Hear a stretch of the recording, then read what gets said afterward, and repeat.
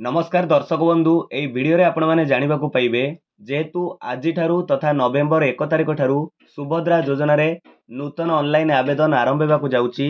तेणु 2025-26 आर्थिक वर्ष पई राज्य सरकार तरफ नूतन गाइडलाइन आसी सारिची।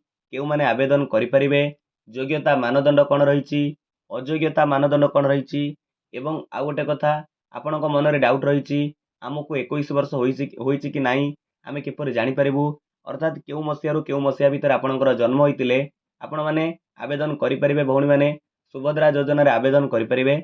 आमे विषय रे पूरा संपूर्ण भाव रे आलोचना करिबा। राज्य सरकार तरफरु ए जो नियमावली आसी सारिची एटारे वर्तमान आपण माने देखि परथिबे आमे सुभद्रा योजना रो ऑफिशियल वेबसाइट रो अछे। ए ऑफिशियल वेबसाइट रो नेम होउची subhadra.odisha.gov.in।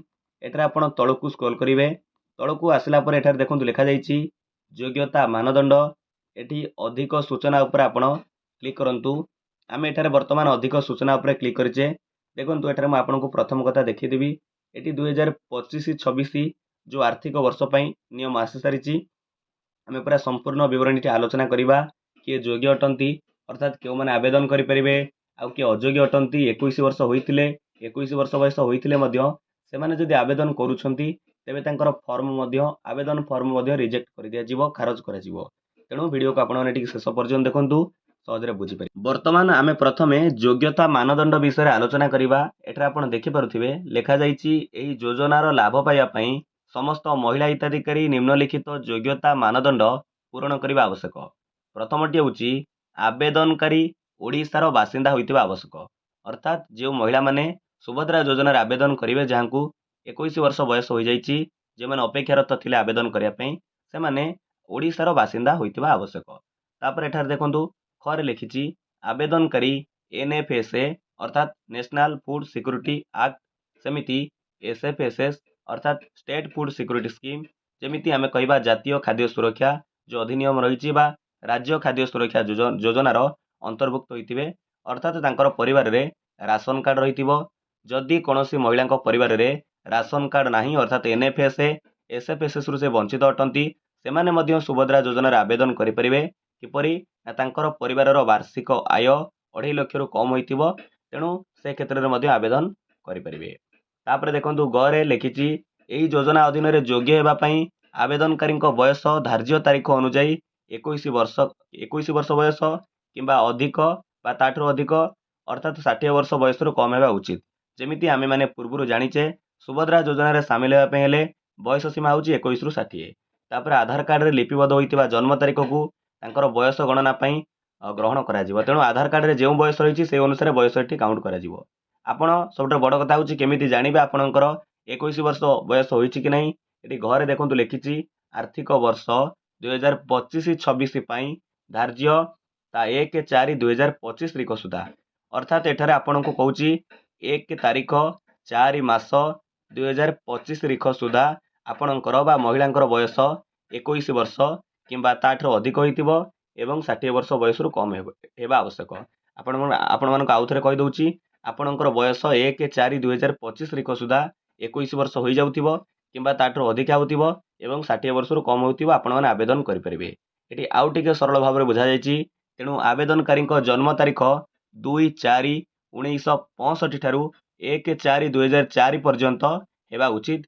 तेणु जो मानकर जन्म मसीहा जो रही 2/4/1965 रु 1/4/2004 भितर होइतिबो सेमाने आवेदन करि परिबे, कारण तांकर बयस 21 रु 60 भितर होउची। देखंतु दर्शक बंधु या परे उरे आ गोटे बड़ पॉइंट लिखिची आपणक मन रे मध्ये एति पई डाउट रहिची जे हमकु 21 वर्ष होई जाईची आमे आवेदन करिवु किंतु हमकु आ केते टंका मिलिबो। एटा देखंतु से विषय उल्लेखित रहिची बा लेखा जाईची 2025-26 पई जदि जने महिला को 1/4/2025 रे 21 वर्ष हेबो तेबे योजनार अवधिर अवशिष्ट वर्ष गुड़िक पई तांकु वार्षिक 10,000 टंका मिलिबो। अर्थात तांकु जेउ दिन ठारू 21 वर्ष होउची जेउ दिन ठारू शामिल हेउचंती तो ता परर जेते किस्ती रहिची आपनको मिलिबो। सरकार थिबा जे आपणकर जेमिति होइका जो 5 वर्ष सरकार अछि तो जेहेतु सुभद्रा योजना घोषणा ହେଇची आपनको जेउ दिन ठारू 21 वर्ष बयस हो जाउची आपण शामिल हेउचंती तापर जो योजनार अवधि जो रहिला बाकी रहिला सेतिकी वर्ष आपनको टंका पाइबे। जेमिति वार्षिक आपण 10,000 टंका पाइबे, पूर्व किस्तर टंका आपण पाइबे नाही। एटा आपण क्लियर हो जानतु। तापर एबे हमें जानिबा ଅଯୋଗ୍ୟତା ମାନଦଣ୍ଡ କ'ଣ ରହିଛି? ଅନେକ ଗୁଡ଼ିଏ ଅଯୋଗ୍ୟତା ମାନଦଣ୍ଡ ରହିଛି ଇନଏଲିଜିବିଲିଟି କ୍ରାଇଟେରିଆ, ଯାହାକୁ ଆପଣଙ୍କୁ ଜାଣିବାକୁ ପଡ଼ିବ। ଯଦି ଆପଣ ତାରି ଭିତରେ ଯାଉଛନ୍ତି ତ ଆପଣମାନେ ଆବେଦନ କଲେ ମଧ୍ୟ ତାର ସୁଫଳ ପାଇପାରିବେ ନାହିଁ, ଆପଣଙ୍କର ଫର୍ମକୁ ରିଜେକ୍ଟ କରିଦିଆଯିବ। ଯେମିତି ଏଠାରେ ଅଯୋଗ୍ୟତା ଜାଣିବା ନିମ୍ନରେ ଲେଖାଯାଇଛି।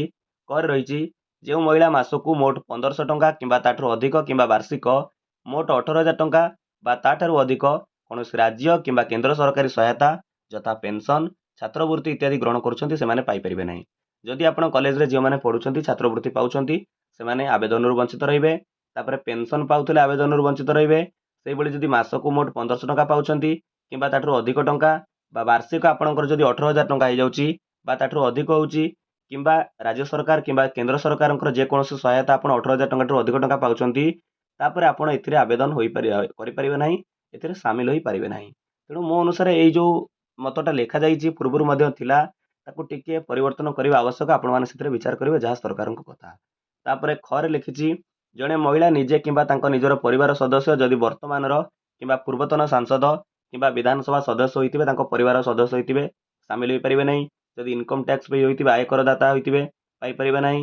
ସେମିତି ଯେକୌଣସି ସହରାଞ୍ଚଳ ସ୍ୱାୟତ୍ତ ସଂସ୍ଥା ବା ଅର୍ବାନ୍ ଲୋକାଲ୍ ବଡି କିମ୍ବା ପଞ୍ଚାୟତରାଜ ଅନୁଷ୍ଠାନରେ ନିର୍ବାଚିତ ଜନପ୍ରତିନିଧି ହୋଇଥିବେ କେବଳ ୱାର୍ଡ ମେମ୍ବର ଆଉ ସ୍ଥାନୀୟ ପରିଷଦ କାଉନସିଲର ଯେଉଁ ରହିଲେ ସଦସ୍ୟଙ୍କୁ ଛାଡ଼ିଦେଲେ, ୱାର୍ଡ ମେମ୍ବରଙ୍କୁ ଆଉ କାଉନସିଲରଙ୍କୁ ଛାଡ଼ିଦେଲେ, ଆଉ ଅନ୍ୟ ସମସ୍ତ ପଞ୍ଚାୟତ ଯେଉଁ ରହିଲେ ପଞ୍ଚାୟତରାଜ ଅନୁଷ୍ଠାନର ନିର୍ବାଚିତ ଜନପ୍ରତିନିଧି ବା ଅର୍ବାନ୍ ଲୋକାଲ୍ ବଡି ସହରାଞ୍ଚଳ ସ୍ୱାୟତ୍ତ ଶାସନ ସଂସ୍ଥାର ମେମ୍ବର କେହି ପାଇପାରିବେ ନାହିଁ, ତାଙ୍କ ପରିବାର ଲୋକ ବି ସାମିଲ ହୋଇପାରିବେ ନାହିଁ। ତାପରେ ଲେଖିଛି 4 ନମ୍ବର, ଏଠାରେ ଲକ୍ଷ୍ୟ କରନ୍ତୁ ଭାରତ ସରକାର କିମ୍ବା ରାଜ୍ୟ ସରକାରଙ୍କ ଅଧୀନରେ ଥିବା ଯେକୌଣସି ଅଣ୍ଡରଟେକିଂ କିମ୍ବା ବୋର୍ଡ ବା ସ୍ଥାନୀୟ ସଂସ୍ଥା କିମ୍ବା ସଂଗଠନ ବା ନିୟମିତ କିମ୍ବା ସ୍ଥାୟୀ ବା ଚୁକ୍ତିଭିତ୍ତିକ କର୍ମଚାରୀ ଭାବରେ ନିଯୁକ୍ତ କିମ୍ବା ଅବସର ପରେ ପେନ୍ସନ୍ ଗ୍ରହଣ କରୁଥିବେ, ଯଦି ଏଇଭଳି ପରିବାରର ଆପଣ ସଦସ୍ୟ ଅଟନ୍ତି ସେହିଭଳି ପରିବାରର କୌଣସି ମହିଳା ଏହି ଯୋଜନାରେ ସାମିଲ ହୋଇପାରିବେ ନାହିଁ।